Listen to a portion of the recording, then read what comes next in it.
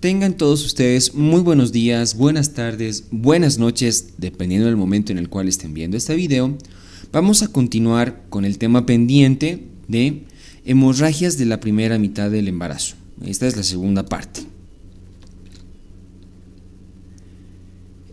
Ya habíamos visto que la clasificación macro de hemorragias de la primera mitad del embarazo tenía como aborto y sus variedades, embarazo ectópico y enfermedad trofoblástica gestacional. Ya habíamos visto en el capítulo anterior aborto y sus variedades. Ahora nos toca hablar sobre embarazo ectópico y enfermedad trofoblástica gestacional. Embarazo ectópico. Pregunta: uno de los siguientes no es factor de riesgo en el embarazo ectópico.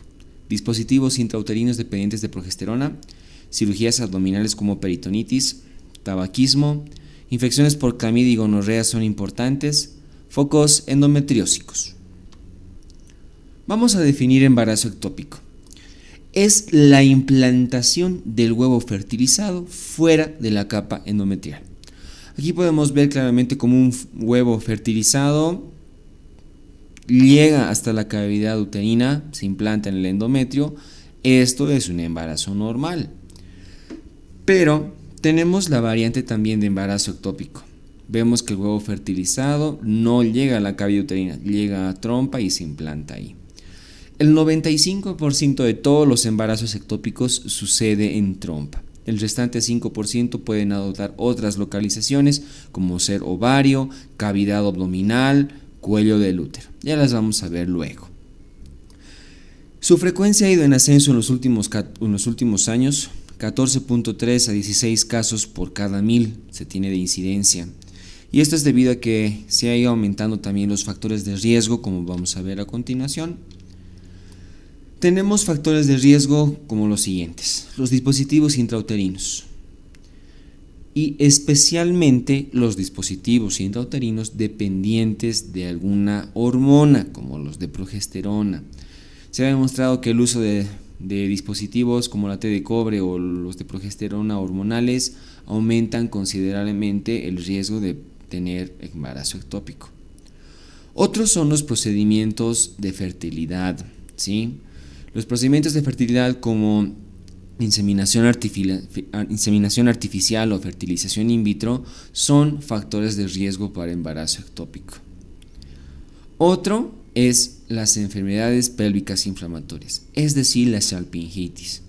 La infección de trompa aumenta considerablemente el riesgo de embarazo ectópico. Este es un factor de riesgo muy importante.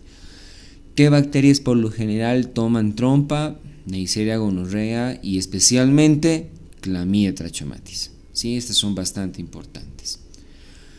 Toda cirugía previa de trompa uterina, es un factor de riesgo muy importante. En ginecología y en obstetricia, un factor de riesgo muy importante es la presencia de la patología anterior. Es decir, si la paciente ha tenido antecedente de embarazo ectópico, hay un gran factor de riesgo que en el embarazo actual vuelva a tener embarazo ectópico. Mas, sin embargo, todas las cirugías de trompa, y no solo las cirugías de trompa, sino las cirugías de abdomen inferior, como ser peritonitis, apendicitis, son factores de riesgo. También aborto y sus variedades, en especial las pacientes que han sido sometidas a un procedimiento como Ameo y Legrado. Y cito en otros a la endometriosis en especial, provoca una reacción inflamatoria en trompa que puede ser un factor de riesgo para que se implante un embarazo ectópico en trompa. Por lo tanto, a la pregunta anterior, uno de los siguientes no es factor de riesgo en el embarazo ectópico. Dispositivos intrauterinos dependientes de progesterona, sí. Cirugías abdominales como peritonitis, sí. Tabaquismo, no. Infecciones por clamidia y gonorrea son importantes, sí. Focos endometriósicos son importantes, sí. Acá la respuesta evidentemente es tabaquismo, por lo que refiere la literatura. Pero hay algunos estudios que están demostrando que probablemente la presencia de nicotina podía influir en los cilios de la trompa. No está totalmente asegurada esta hipótesis, pero en el caso de la literatura, no ponen a tabaquismo como un factor de riesgo. ¿Cómo se realiza el diagnóstico? Bueno, vamos a partir primero de la clínica. La clínica se caracteriza por metrorragia, dolor y la presencia de masa anexial, que como habíamos visto en el acápite de aborto y sus variedades, esta no existe, ¿sí? La presencia de masa anexial.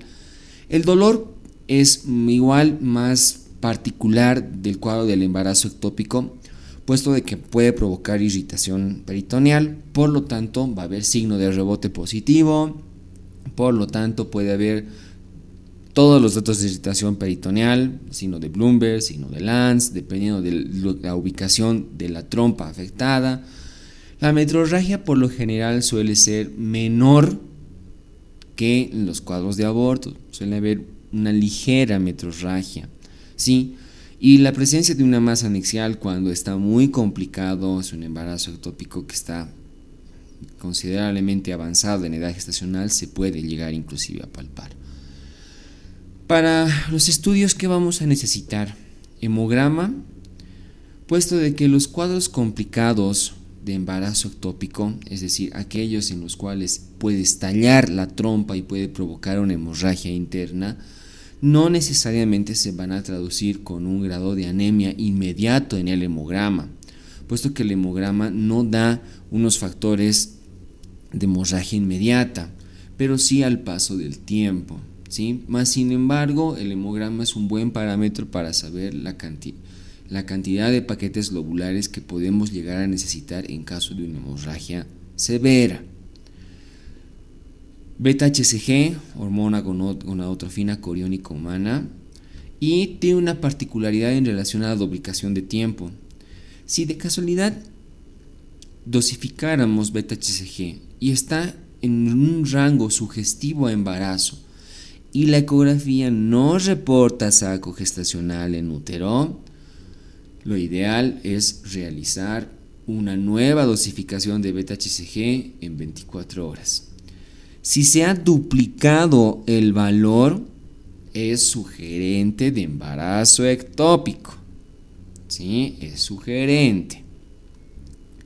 Bien, tenemos también, podemos dosificar progesterona sérica, valores superiores a 5 nanogramos de cilitro en ausencia de saco gestacional en útero pueden ser un dato muy sugerente de embarazo ectópico.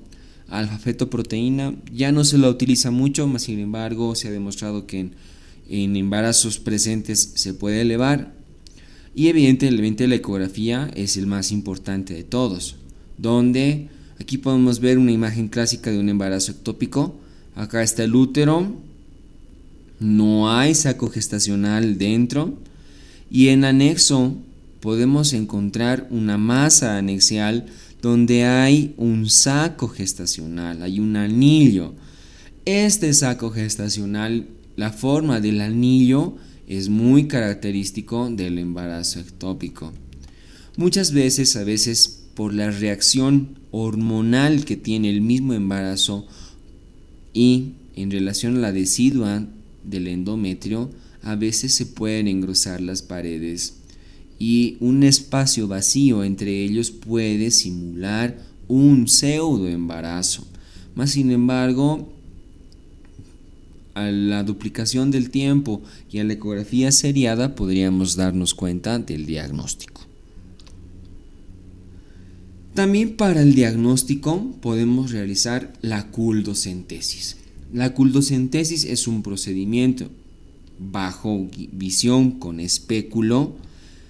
Se pinza el labio posterior del cuello del útero y se tracciona ligeramente para arriba. Esto hace una cavidad mayor en el fondo de saco posterior y realizando una punción en el lugar obtenemos un líquido que, dependiendo de las características, nos puede orientar a algo. Si es seroso, puede ser procedimiento inflamatorio en peritoneo. Si es serohemático, puede ser un procedimiento cancerígeno. Mas sin embargo, si encontráramos sangre, es de que muy probablemente la trompa uterina haya estallado y se esté produciendo una hemorragia. Puede ser escasa en procesos agudos recientes o puede ser abundante en procedimientos crónicos. Existe un síndrome llamado síndrome cataclísmico de Barnes, que se caracteriza por una hemorragia muy abundante y que la paciente puede perder la vida en minutos. Se caracteriza justamente por presentar palidez generalizada, taquicardia, hipotensión. La paciente puede llegar a perder la conciencia, puede entrar en choque y posteriormente puede llegar a fallecer. Y también en la cultocentesis podemos encontrar en pus en procedimientos infecciosos como ser peritonitis. Tenemos que hacer el diagnóstico diferencial de embarazo ectópico. El primero es salpingitis aguda. En ambos cuadros, al realizar el tacto vaginal y mover el cuello del útero, vamos a encontrar un dolor muy exquisito, puesto que como hay datos de irritación peritoneal, nos puede ser sugerente para ambos. Pero en la salpingitis aguda, el test de embarazo es negativo. Aborto y sus variedades, ya lo habíamos visto las características en el acápite anterior. Solo para resumir, no va a haber modificaciones cervicales en el embarazo ectópico. Un quiste folicular, esto se ve especialmente en los ciclos bifásicos, la presencia de un quiste mayor a 5 centímetros pueden ser dolorosos, mas sin embargo por lo general no hay sangrado. Y en segundo, el test de embarazo también es negativo. Apendicitis, muy sugerente el dolor, parecido a un embarazo ectópico, pero igual no hay test de embarazo positivo. Torsión de quiste de ovario, igual que la apendicitis, es un cuadro de irritación peritoneal, dolor exquisito de inicio súbito, pero test de embarazo negativo. Y la presencia de dispositivos intrauterinos, especialmente en periodo de menstruación y en periodo de ovulación. Algunas damas sufren de dolor que hasta puede llegar ligeramente a irritar peritoneo, ¿no? Mas sin embargo, el test de embarazo también va a ser negativo en estos casos. Pregunta: señale el tratamiento médico en caso de embarazo ectópico complicado. Metrotexate, solución hiperosmolar, prostaglandinas, todas las anteriores o ninguno. El tratamiento del embarazo ectópico ha ido evolucionando durante el tiempo. Antes netamente era el tratamiento quirúrgico, ¿sí? Pero ahora existe también la perspectiva del tratamiento médico. Lo vamos a ver con calma. Primero vamos a hacer el abordaje del tratamiento quirúrgico. El tratamiento quirúrgico puede ser mediante la laparoscopía o puede ser mediante la laparotomía. La laparoscopía tiene mejores beneficios que la laparotomía. Antes solo se hacía la laparotomía. Los últimos estudios, las últimas prácticas han demostrado que la laparoscopía tiene un mejor beneficio para la paciente que la laparotomía. Esto evidentemente también es sujeto a la pericia del cirujano, a la cantidad de hemoperitoneo que se tiene, ¿sí? Pero es un buen método de abordaje. Sea las dos vías que podamos utilizar, la laparoscopía o la laparotomía, tenemos dos perspectivas quirúrgicas. Realizar una salpingectomía o realizar una salpingostomía. La salpingostomía es un procedimiento en el cual dejamos aperturada la trompa, retiramos el embarazo ectópico y suturamos. Esto es para conservar la trompa, ¿sí? Mas sin embargo, se ha demostrado de que las pacientes a las que se le hace una salpingostomía son recurrentes para un nuevo embarazo ectópico de esta misma trompa, por lo que por lo general se realiza la salpingectomía, es decir, cortar el segmento de la trompa afectada, como vemos aquí, ¿sí? Esta característica es mucho más sencilla que realizar una salpingostomía y evidentemente es un menor grado de riesgo que para un nuevo embarazo ectópico. El tratamiento quirúrgico está diseñado o está hecho para todo aquel embarazo ectópico complicado. ¿Qué significa que esté complicado? que haya la presencia de hemoperitoneo, sea una gota, sea 10 mililitros o sea un hemoperitoneo masivo, se considera embarazo ectópico complicado y por lo tanto el tratamiento tendrá que ser quirúrgico. Identificar la trompa sangrante y realizar salpingostomía o salpingectomía dependiendo de la circunstancia del caso. Pero también tenemos el tratamiento médico. Y el tratamiento médico es para aquellos casos de embarazo ectópico no complicados, es decir, que no haya la presencia de hemoperitoneo o que no hayan contraindicaciones para los medicamentos que podemos utilizar. Dentro de esos medicamentos, el principal es metotrexate. El metotrexate es un antifolínico, es un antimetabolito que se utiliza para ciertas enfermedades reumatológicas, pero principalmente en enfermedades cancerígenas. Una vez que tengamos la presencia de un embarazo ectópico no complicado, por lo general es el medicamento de elección y se tiene que hacer una dosificación en relación a 1 miligramo kilogramo día y se administran en los días 1, 3, 5 y 7. El 2, 4 y 6 sirven para hacer el rescate del ácido folínico, que por lo general la literatura hace referencia con leucovorina. Actualmente ya se cuenta con ácido folínico en el mercado y si no hubiese también se puede utilizar con ácido fólico, pero la literatura habla de leucovorina. Y por lo general la vía de administración del metotrexate en referencia a la literatura es que se llama por vía oral. También se puede realizar bajo visión ecográfica directamente en el saco gestacional. Esto es para realizar solo una dosis. También podemos utilizar prostaglandinas de tipo F2 alfa y glucosa hiperosmolar. Esta también es de administración directa intrasacular bajo visión guiada con ecografía. Además de realizar el tratamiento en los días 1, 3, 5 y 7 en relación al metotrexate, y también con estas dos variantes se tiene que dosificar la hormona gonadotrofina coriónica y esta tiene que ir disminuyendo en relación a los días, donde evidentemente la primera semana es la más importante en relación a su disminución y paulatinamente va disminuyendo. Entonces, también los días 2, 4 y 6, especialmente con la administración de metotrexate, es importante la dosificación de hormona gonadotrofina coriónica para evaluar el tratamiento y también se puede realizar ecografías. Tenemos otras localizaciones de embarazo ectópico, ¿no? Como ya les había dicho, ovario, cavidad abdominal, y cuello del útero.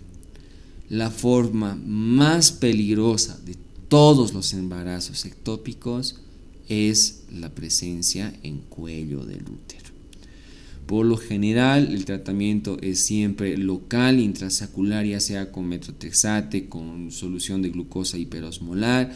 También se puede utilizar cloruro de potasio, no se refiere a la literatura, pero los últimos estudios demuestran que también es un fármaco bastante adecuado. Y cito la definición de embarazo heterotópico.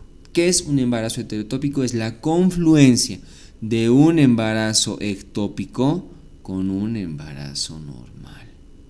¿Sí?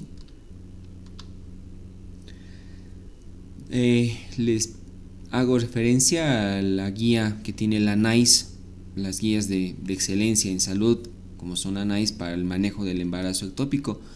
Sospecha de embarazo ectópico con datos de inestabilidad hemodinámica, urgente cirugía, ¿sí? Pero si está estable, realizar una dosificación de hormona gonadotrofina coriónica. Hay dolor, una masa anexial que es grande y una gonadotrofina coriónica superior a 5.000 unidades sobre litro, cirugía. Pero si es menores, es decir, no hay dolor, la masa anexial no es muy grande, no se evidencia embarazo intrauterino y con datos menores a 5000 en relación a la hormona gonadotrofina coriónica se podrá realizar un manejo con un tratamiento médico. Si en el suero encontramos hormona gonadotrofina coriónica menor a 1000, se hará un manejo expectante para saber si es un embarazo ectópico o es un embarazo intrauterino, el cual no se logra ver inicialmente por ecografía, es decir, que la edad gestacional puede ser muy cortita. Por lo tanto, respondemos la pregunta: señala el tratamiento médico en caso de embarazo ectópico complicado.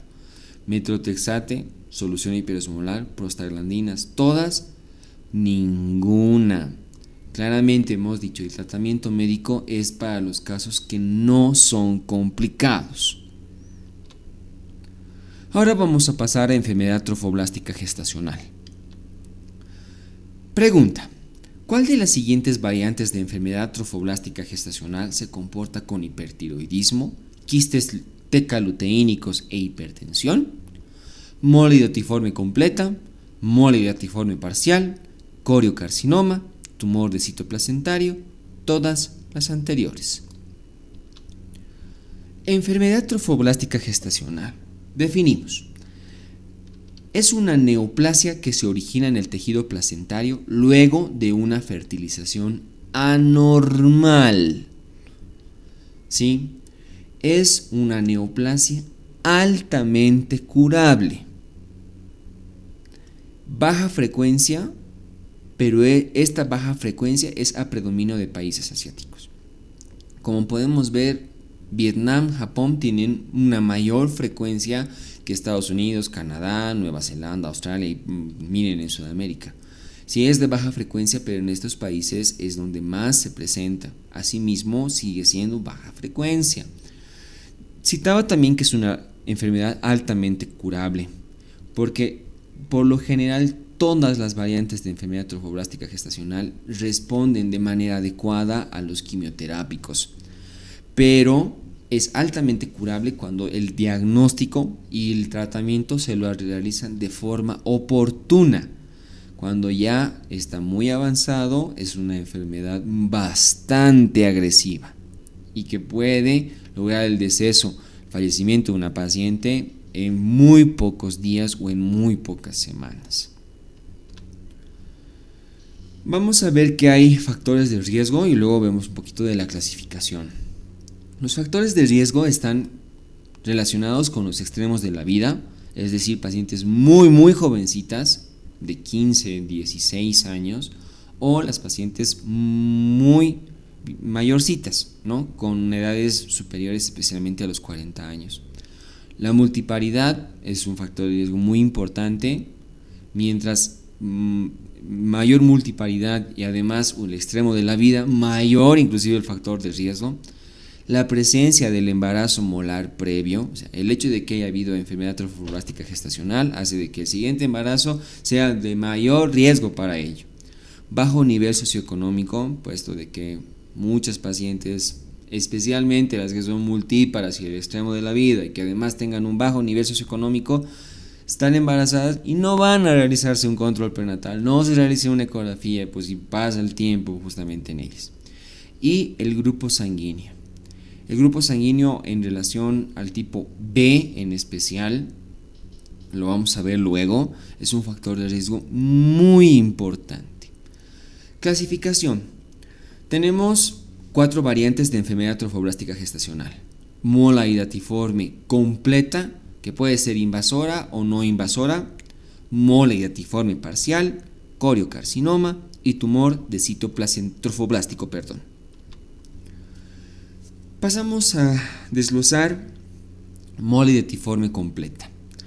La mola hidatiforme completa tiene una alteración genética, la cual un espermatozoide con carga por lo general 23X fecunda un óvulo materno sin ADN, sin presencia. Por lo tanto, a la duplicación del espermatozoide se tienen solo cromosomas paternos y 46XX, que no es compatible con la vida. Por lo tanto, a la inspección uterina encontraremos un útero sin la presencia de un huevo fertilizado. Solamente la presencia de unas vesículas que, como podemos ver aquí, son de color amarillenta, ¿sí? Y estas vesículas se presentan en la metrorragia. A la clínica vamos a encontrar metrorragia con estas vesículas, que pueden llegar a ser tan grandes que pueden simular una uva, ¿sí? Va a haber un aumento de tamaño uterino mucho mayor a una edad gestacional correspondiente. Hay la presencia de unos quistes tecaluteínicos, puesto de que estas vesículas provocan un desbalance hormonal y se presentan múltiples quistes en el ovario correspondiente. Por alteración misma hormonal se presenta un cuadro de hipertiroidismo, hiperemesis y también de hipertensión. Algunas literaturas hacen referencia de que puede presentarse un estado de preeclampsia o una hipertensión gestacional que no es de conducta obstétrica, es decir, en la primera mitad del embarazo, y que corresponde a mola hidatiforme completa. Pasamos ahora a la mola hidatiforme parcial, donde en este caso dos espermatozoides normales o un espermatozoide alterado, es decir, sumamos 23 más 23 hacen 46, o el alterado directamente con 46, fecundan un óvulo normal y se presenta un cigoto triploide con una carga de 69XXY o 69XXX.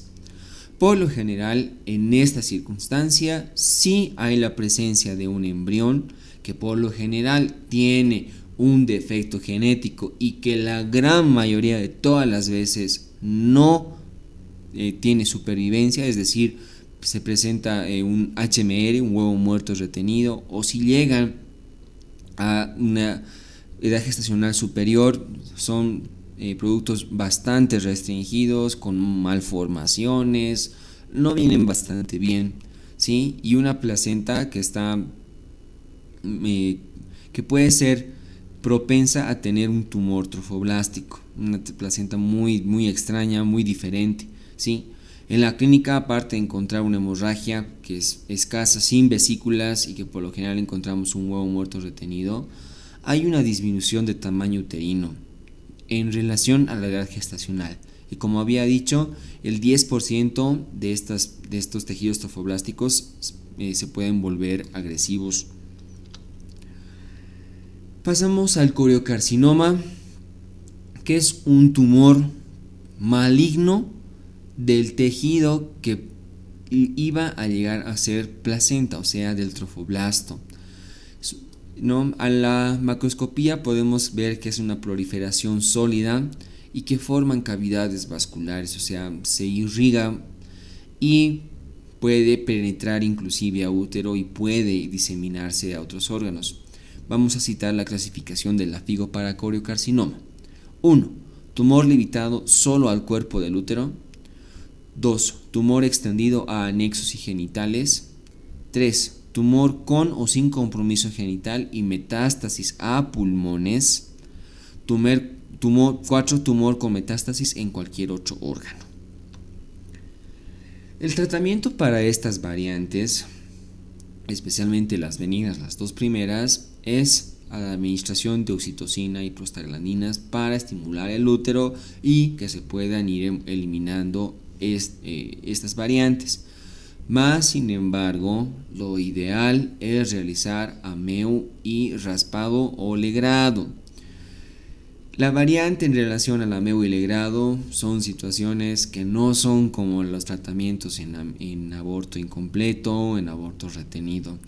La gran cantidad de vesículas que se presentan en un embarazo molar, y especialmente la mola hidatiforme completa, se pueden pasar una hora haciendo ameo porque es gran cantidad de vesículas las que se tienen que sacar, y por lo general no se logra totalmente liberar toda la cavidad uterina, porque ese es el pilar fundamental del raspado o del ameo, retirar todo, puesto de que una sola vesícula puede volver hacer el crecimiento de otras, por lo tanto es una enfermedad recidivante y se requiere algunas veces de 1, 2, 3 ameos o 3 Lewis.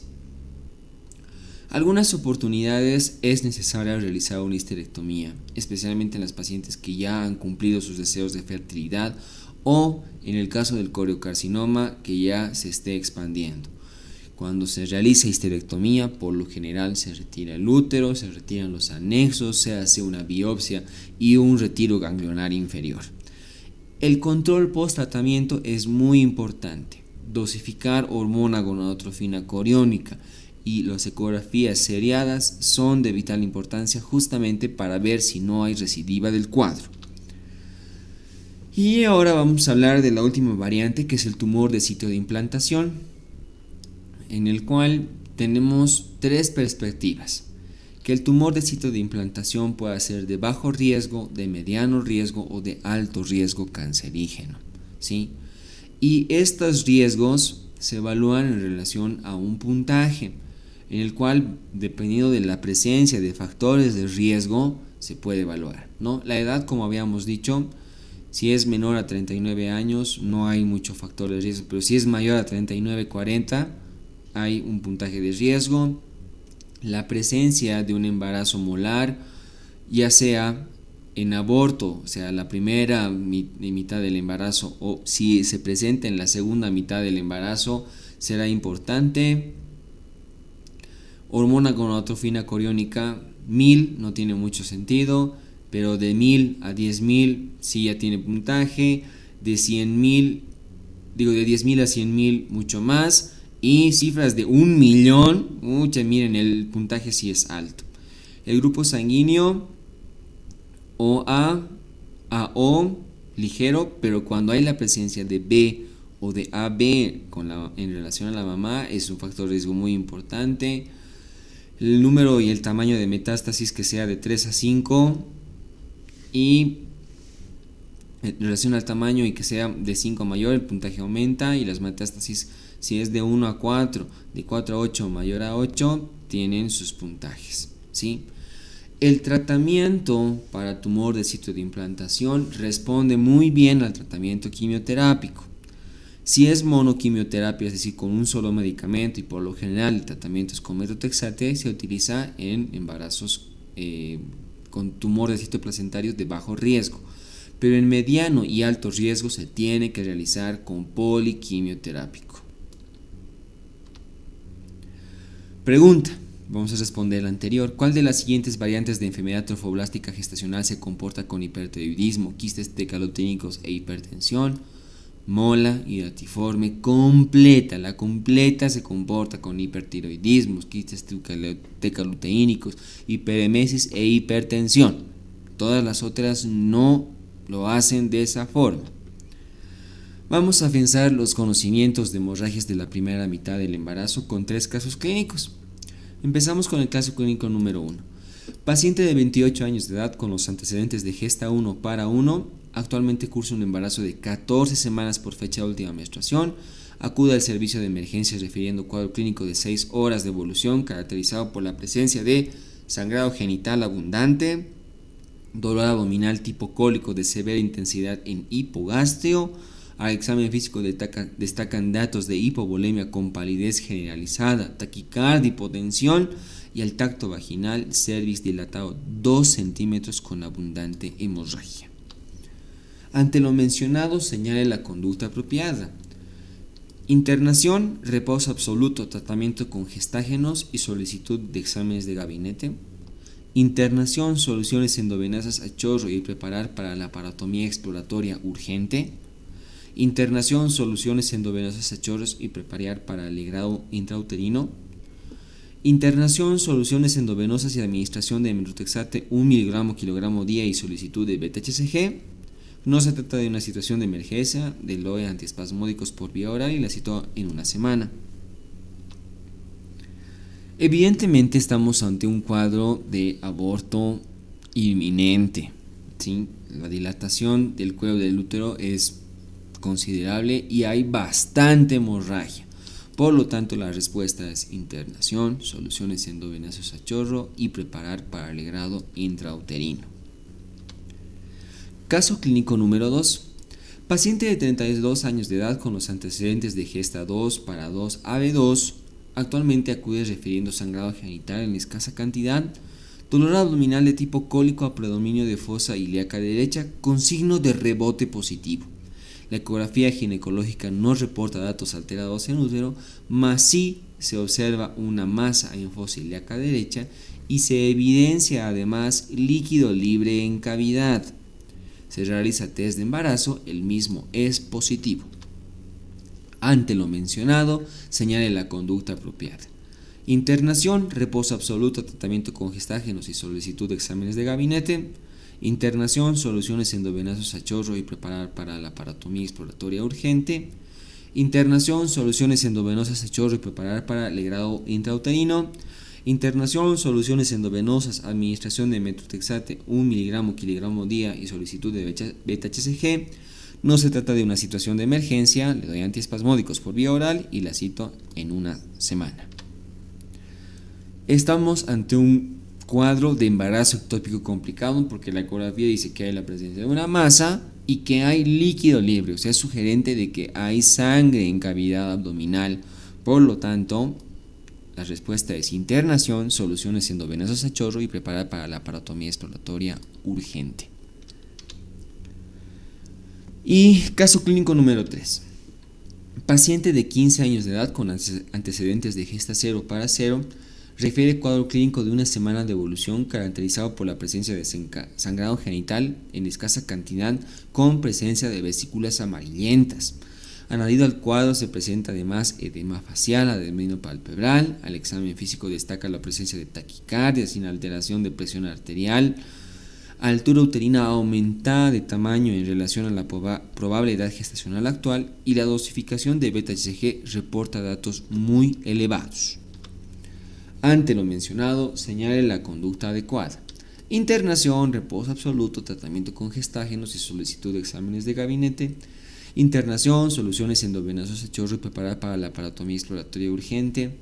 Internación, solicitud de ecografía ginecológica transvaginal, placa de tórax, preparar para MEULU y biopsia y control estricto de beta-HCG y de ecografía.